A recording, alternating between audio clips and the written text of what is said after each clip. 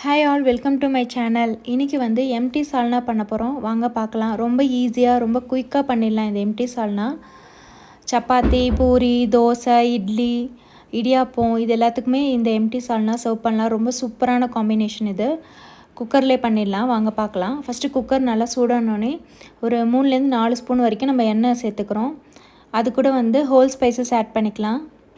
ஒரு பிரியாணி இலை, ஒரு அன்னாசி பூ, அப்புறம் 2 பச்சை மிளகா, அது கூட வந்து ஒரு மீடியம் சைஸ் வெங்காயம் மெலிசாக கட் பண்ணி சேர்த்துக்கிறேன். 1/4 ஸ்பூன் வந்து சோம்பு சேர்த்துக்கிறேன்.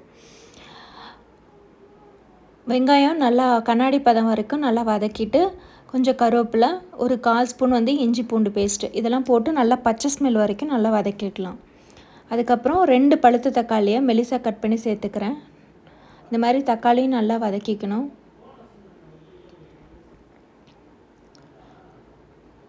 அது கூட வந்து கொஞ்சம் கொத்தமல்லி, ஒரு 1/4 கப்பு வந்து புதினா, அப்புறம் தேவையான அளவு கல்லுப்பு சேர்த்துக்கிறேன்.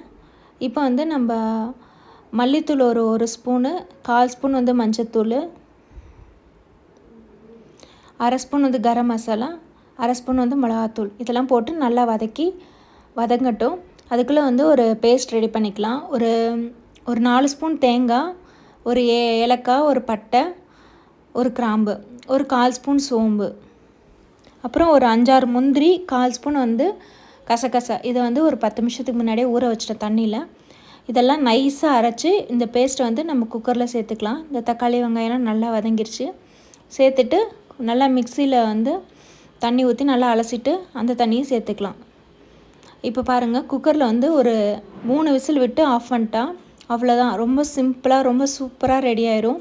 பார்த்தாலே உங்களுக்கு தெரியும் நல்லா சூப்பராக ரெடியாக இருக்குது.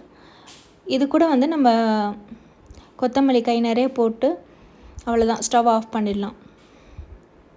ரொம்ப சூப்பராக இருக்கும் இந்த எம்டி சால்னா. நீங்களும் வீட்டில் ட்ரை பண்ணி பாருங்கள்.